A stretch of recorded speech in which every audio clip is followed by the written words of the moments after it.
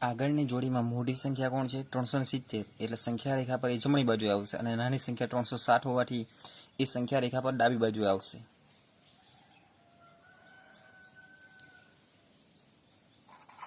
.370 સંખ્યા રેખા પર મોટી હોવાથી જમણી બાજુએ.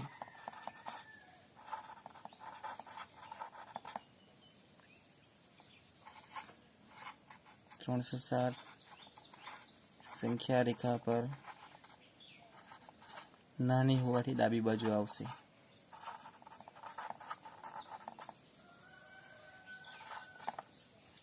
હવે નિશાની જોઈએ.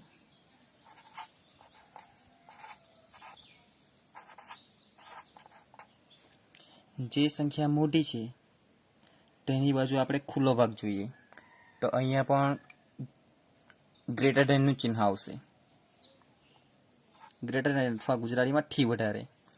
360 એ 370 કરતાં વધારે છે.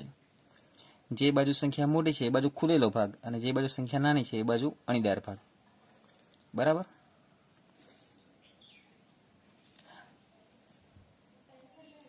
આગળની જોડી જોઈએ. 98,765 અને બીજું 56,789. તો મોટી સંખ્યા એ 98,765 છે, માટે સંખ્યા રેખા પર એ જમણી બાજુએ આવશે અને નાની સંખ્યા 56,789 છે. નાની સંખ્યા રેખા પર ડાબી બાજુએ આવે છે.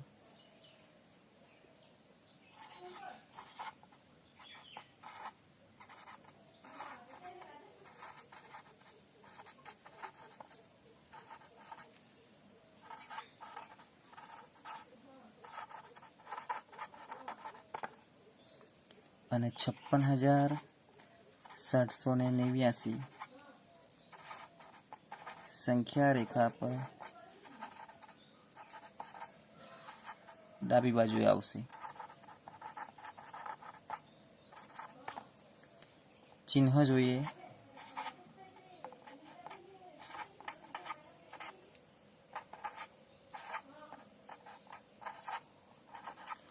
બંને સંખ્યામાં 98,765 મોટી છે, એટલે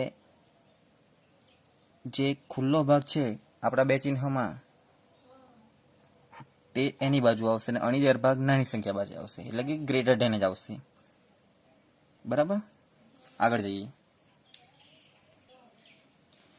આ જોડીમાં જોઈએ તો એક સંખ્યા છે 98,30,415. બીજી સંખ્યા છે 1,23,001. આ જોડીમાં 1,23,001 સંખ્યા મોટી છે, માટે એ સંખ્યા રેખા પર જમણી બાજુએ આવશે. 1,23,001 સંખ્યા રેખા પર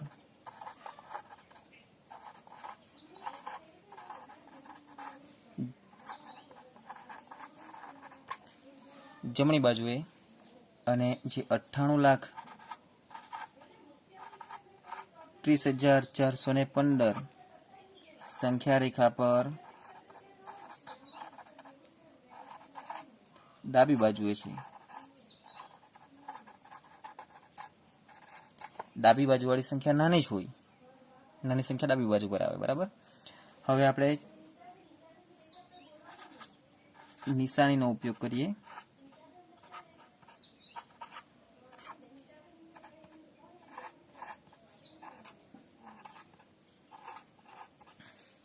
તો એમાં આ 1,23,001 એ સંખ્યા મોટી છે, માટે આ વખતે જે ખુલ્લો ભાગ છે એની બાજુ આવશે, એટલે કે નિશાની લેસ ધેન આવશે.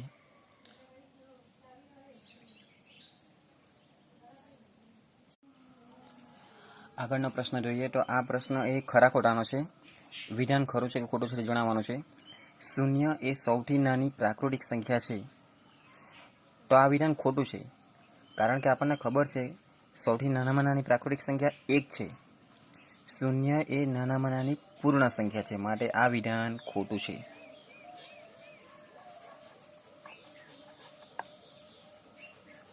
આગળ જઈએ. 400 એ સંખ્યા 399 પહેલા આવતી સંખ્યા છે. આ વિધાન પણ ખોટું છે, કારણ કે 400 એ 399 પછીની સંખ્યા છે. તો અહીંયા પહેલા કીધું છે એટલે આ વિધાન ખોટું છે. શૂન્ય એ સૌથી નાની પૂર્ણ સંખ્યા છે, સાચું છે. નાનામાં નાની પૂર્ણ સંખ્યા તો શૂન્ય અને નાનામાં નાની પ્રાકૃતિક સંખ્યા હોય તો 1. આ વિધાન સાચું છે, ખરું છે. 600 એ સંખ્યા 599 ના પછી આવતી સંખ્યા છે. બરાબર છે, ખરું. 599 પછી જ 600 આવે છે, ખરું. દરેક પ્રાકૃતિક સંખ્યા એ પૂર્ણ સંખ્યા છે, સાચી વાત છે. શરૂઆત કરીએ આપણે 1 થી ને અનંત સુધી તો એ બધી સંખ્યા પ્રાકૃતિક સંખ્યા છે એ પૂર્ણ સંખ્યામાં પણ આવી જાય, માટે વિધાન ખરું છે. આગળ જઈએ. દરેક પૂર્ણ સંખ્યા પ્રાકૃતિક સંખ્યા છે, આ વિધાન ખોટું આવશે, કારણ કે પૂર્ણ સંખ્યા શૂન્યનો સમાવેશ પ્રાકૃતિક સંખ્યામાં થતો નથી, માટે આ વિધાન ખોટું છે. 2 અંકોની પૂર્ણ સંખ્યાની પહેલા આવતી સંખ્યા 1 અંકની ન હોઈ શકે. તો માની લઈએ 2 અંકની સંખ્યા 10 છે, તો 10ની સંખ્યા પહેલા 1 અંકની સંખ્યા 9 આવશે, અને અહીંયા ના પાડી છે એટલે આ વિધાન ખોટું છે. આવી શકે 2 અંકોની જે સંખ્યા છે એના કરતાં પહેલા 1 અંકની સંખ્યા આવી શકે છે, હોઈ શકે. 1 એ સૌથી નાની પૂર્ણ સંખ્યા છે, આ વિધાન ખોટું છે. આપણને ખબર છે નાનામાં નાની પૂર્ણ સંખ્યા એ 0 છે, વિધાન ખોટું છે. પ્રાકૃતિક સંખ્યા 1ની પહેલા આવતી કોઈ સંખ્યા નથી. બરાબર, પ્રાકૃતિક સંખ્યા 1 છે તો એના પહેલાની કોઈ પ્રાકૃતિક સંખ્યા નથી, કારણ કે નાનામાં નાની પ્રાકૃતિક સંખ્યા 1 જ છે, એટલે આ વિધાન ખરું છે. પૂર્ણ સંખ્યા 1ની પાસે તેની પહેલા આવતી સંખ્યા નથી, આ વિધાન ખોટું રહેશે, કારણ કે પૂર્ણ સંખ્યા 1 છે તો એના પહેલાની એક સંખ્યા છે 0, નાનામાં નાની પૂર્ણ સંખ્યા, તો આ વિધાન ખોટું છે. આગળ જોઈએ. પૂર્ણ સંખ્યા 13 એ સંખ્યાઓ 11 અને 12 વચ્ચે આવે છે, ખોટું છે. પૂર્ણ સંખ્યા 13 એ 12 અને 14 વચ્ચે આવે છે. આગળ જોઈએ. પૂર્ણ સંખ્યા 0 પાસે તેના પહેલા આવતી કોઈ સંખ્યા નથી, સાચું. નાનામાં નાની પૂર્ણ સંખ્યા 0 છે તો તેના પહેલા કોઈ નથી આવવાની, ખરું વિધાન છે આ. આગળ. 2 અંકોની સંખ્યા પછી આવતી સંખ્યા હંમેશા 2 અંકની જ હોય છે, ના, આ ખોટું છે, કારણ કે 2 અંકની સંખ્યા આપણે 99 લઈએ તો એના પછી આવતી સંખ્યા 100 એ 3 અંકની છે, એટલે આ વિધાન ખોટું છે.